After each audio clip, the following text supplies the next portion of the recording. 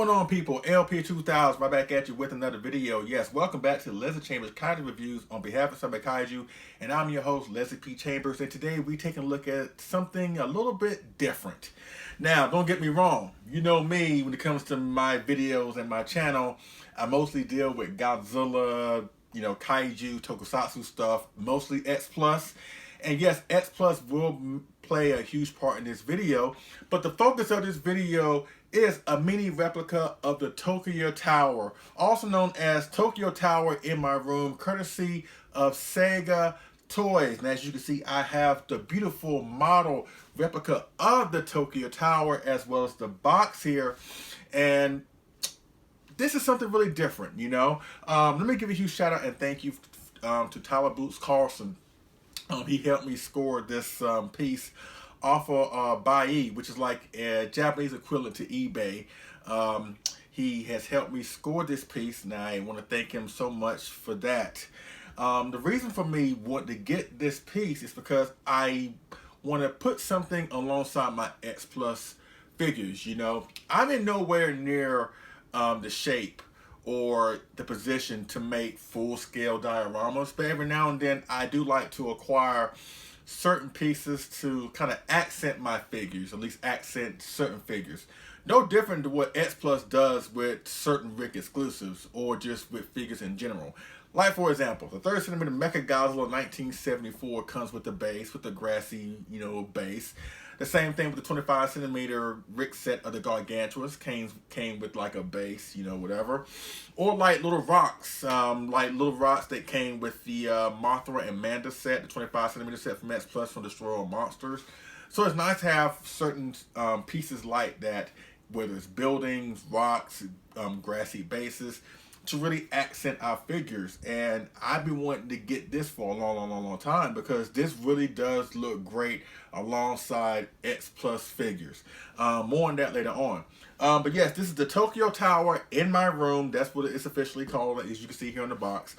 And it's courtesy of SEGA Toys, and it was released last year, I think late 2018.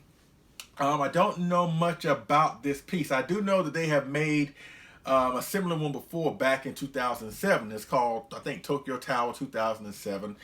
And a few will pop up on, the Japanese market websites, whatever. And for what I've seen, because I've been trying to go after this piece for a while, but since it came out in 2007, and since I didn't really get into really hardcore collecting, it's like around 2012 and onward, trying to hunt this one down for a good price was kind of a hard thing to do because I wasn't trying to spend too much for it, But lo and behold, I found out they actually reissued this. They reissued this last year, 2018, I guess, to commemorate the 60th anniversary of the tower. So, because let me give you a couple of nerdy facts about the tower that I know of. This tower, the Tokyo Tower, resides in Tokyo, Japan, a small place. You may have heard of it. That's why it's called a Tokyo Tower. It stands at 333 meters tall, which is equivalent to almost 1,100 feet tall. It was made back in 1958. And I think the reason why they reissued it last year because, it marked 60 years since the tower was completed. So I guess to commemorate the 60th anniversary of the completion of the tower, that's why they decided to reissue it from SEGA Toys. Like I said, it was brought forth at first in 2007, but once again, I think they brought it back last year to commemorate the 60th anniversary of the completion of the tower. Kind of like Varan, because, Varan Unbelievable, the monster, debuted in 1958. A lot of great things happened in 1958. But also a couple other nerdy facts about the tower, which I plan to go see at some point. My wife and I plan on going to Japan in like a few years. Once we get our kids off to college, where we can go there for like a week and just enjoy the culture in the city of Tokyo. I plan to make this one of my stops there. But aside from the fact, like I said, it was built in 1958. It was inspired by the Eiffel Tower. Like I said, it stands almost 1,100 feet tall. It serves as an observation type of place. It makes a lot of income through tourism, and it serves as as a communications tower. You know, that's pretty much all I know about this tower. Just the basic, simple facts. Oh, it's also painted orange and white. Even though you probably can't tell, you know, for the camera, even though it does appear to be red, because that's what I thought it was at first, but it's actually orange and white, I guess, to adhere to air safety regulations.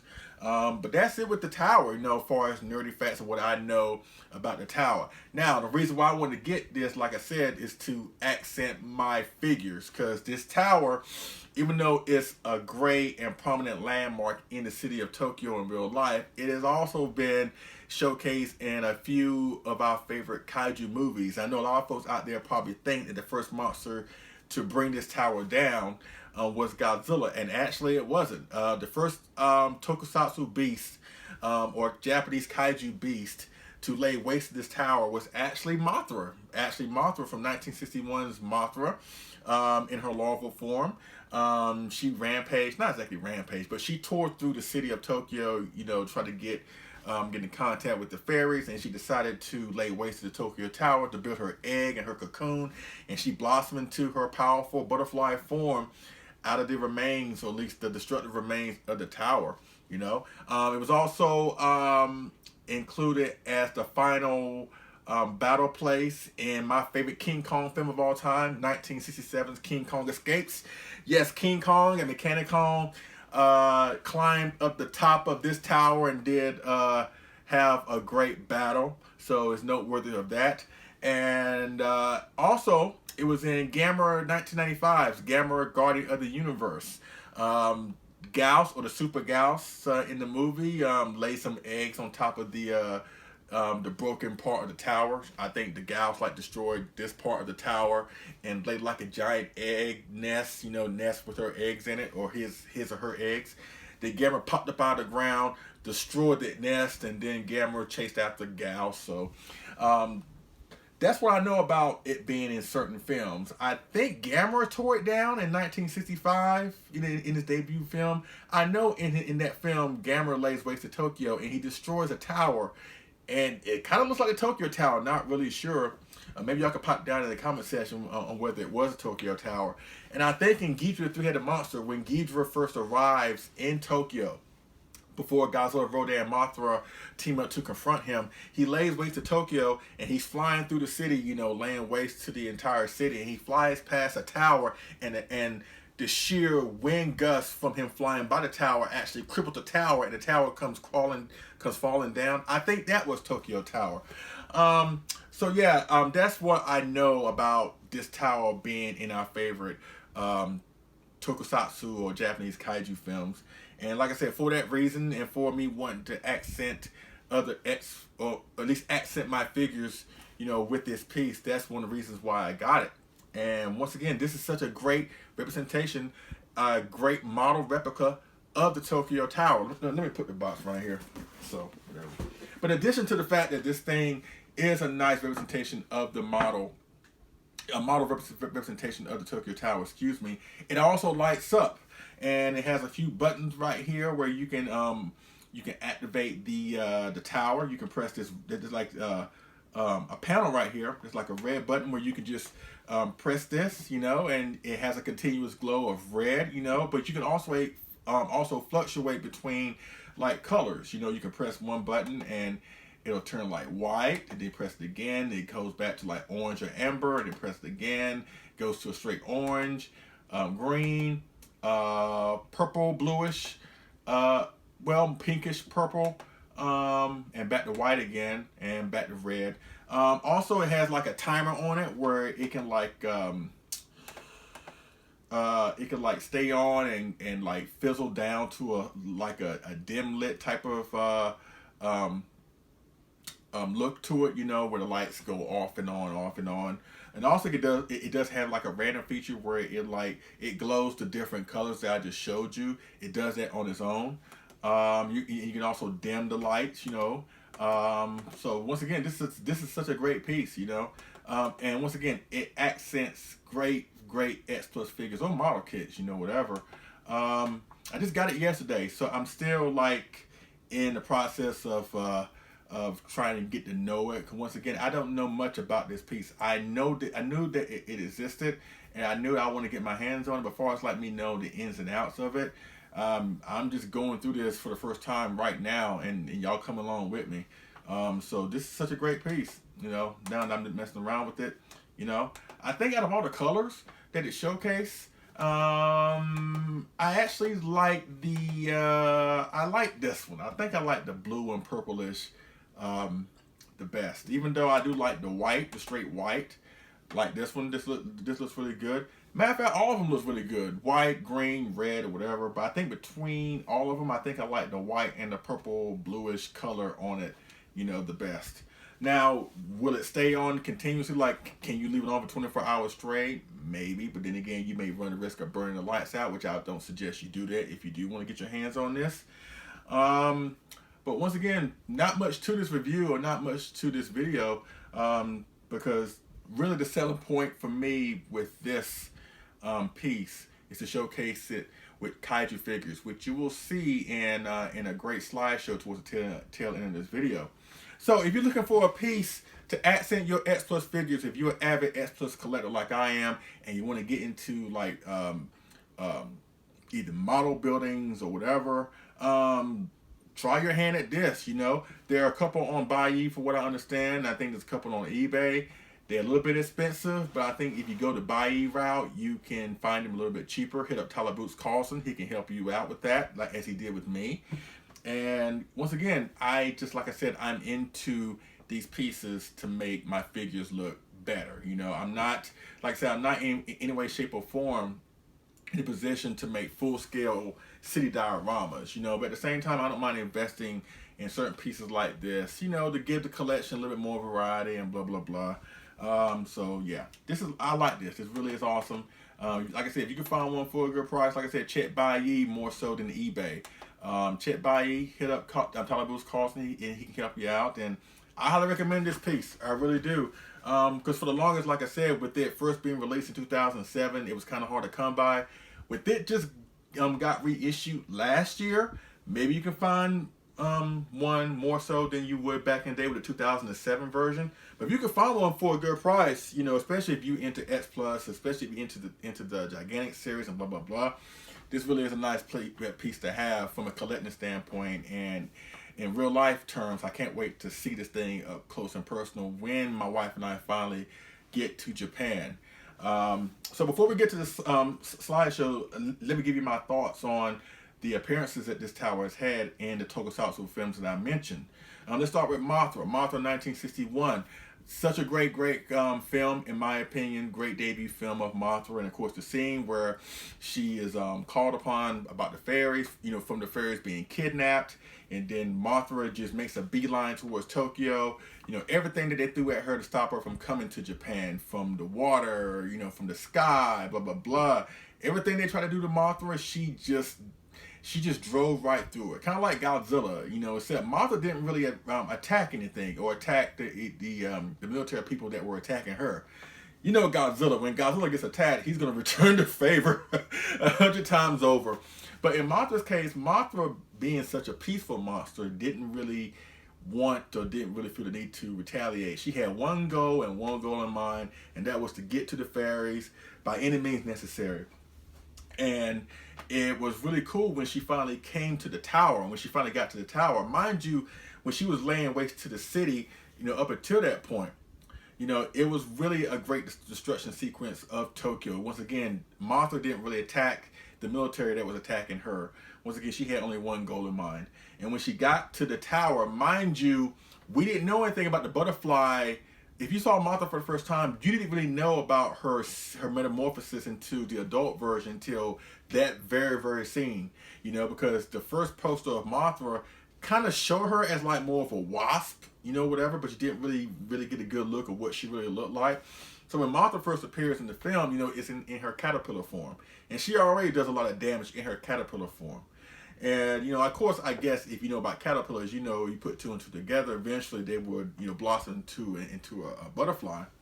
But when she comes across the tower, she tries to climb it, but her weight cripples the tower in half, and then part of it comes crashing down. This part comes crashing down to the ground.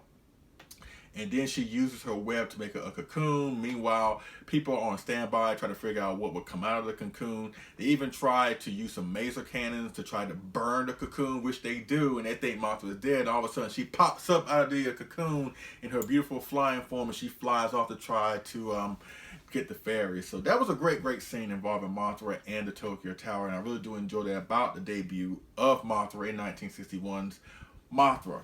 Now let's go to the year of 1967. Yes, and let me just say, out of all three examples that I talk about here, this is my favorite scene involving the Tokyo Tower, ironically from my favorite film of King Kong, which is King Kong Escapes. And of course, I'll paint the picture for you. Kong is being used to dig for this radioactive element called element X in the North Pole by this shady foreign lady that represents a certain country. She doesn't say what country she represents, but you kind of put two and two together and think that she represents Japan, even though they don't come out and say it. And so they built a mechanical version of Kong to dig out the element, but the radiation for the element shuts down the mechanical version of Kong, Mechanic Kong. Then they kidnap the real Kong to do it. It proves unsuccessful. King Kong escapes, title drop, and then he makes a beeline towards Tokyo. Why he didn't go back to his own island, we don't know. But he escapes and he eventually pops up in Tokyo. Then they send Mechanic Kong after him. And then Mechanic Kong kidnaps Kong's love interest in the film. And he ascends atop Tokyo Tower to get away from Kong. And then Kong goes after Mechanic Kong. And they have a great battle, which I have actually heard some folks say that they thought the battle between Kong and Mechanic Kong atop the Tokyo Tower was kind of lame. Now, I will admit the fight scene wasn't that long. It wasn't too long, but I thought for what they did, it was really innovative because at this point, Kong is not the same size as he was in King Kong versus Godzilla. As a matter of fact, King Kong versus Godzilla and King Kong Escapes don't exist in the same universe, right? So this is a different, a smaller version of King Kong. But with the Tokyo Tower being so big, you know, and with Kong not being as big as, let's say, Godzilla or King Ghidorah, it was really believable for both of them, King Kong and Mechanic Kong, talking about, to climb the tower and just basically have like a aerial battle on top of the tower, you know. And I thought it was very innovative. I thought it was really cool, you know. I mean, they could very easily had both Kong and Mechanic Kong fight in Tokyo, wrestle through the city and have buildings destroyed and blah, blah, blah. But then again, they did that in the year before it was War of the Gargantuars, with Santa and Gaara fighting through the city and destroying buildings with their confrontation and blah blah blah. But I like how they try to do something different with Kong and Mechanic Kong, which is why I like how they had them ascend on top of Tokyo Tower and have a battle there. And then Mechanic Kong proves to be the loser at the end. Once again, my favorite scene involving the Tokyo Tower, and the fact it comes from my favorite King Kong film of all time, King Kong Escapes. You know, it's like the icing of the cake. So that's my favorite scene involved in Tokyo Tower from King Kong Escapes. And finally, let's talk about Gamera, Guardian of the Universe. And once again, there's not much really to go in here. Gamera, Guardian of the Universe is such a great film. Such a great film to kickstart the Heisei Gamera film trilogy. And did such a great job of revitalizing and resurrecting and making the reputation of Gamera look a whole lot better, especially in kaiju fans' eyes. And in the scene involving Tokyo Tower, Gamera and Gyaos fight at least twice throughout the film before their final battle in Tokyo. And when Gamera is kind of taken out in a way the second time by Gyaos, Gyaos goes on a rampage and just lays waste to Tokyo in a way. But yet Gyaos is wanting to reproduce, because at this point, since they kind of like altered the origin stories of both Gamera and Gyaos, where Gamera and Gyaos are not the only one of their kind in a way. Gyaos is like basically like it's like a species of a large predatory bird that, you know, they would have others to breed with him to make a whole bunch of Gyaos, a whole big flock of Gyaos, an army of Gyaos, if you will. So Gyaos, or at least at this point, he's like Super Gyaos. He comes across the Tokyo Tower. He lays waste to it, or she lays waste to it. Then she makes like a giant nest on top of the tower and lays her eggs there so that other Gyaos birds will be born. Then Gamera wanting to even the score, pops up out of the ground, shoots a fireball at the nest, blows it up, and then chases Gauss into the air, and then they had the final battle, which Gamera comes out victorious. So such a great scene involving the tower too, you know.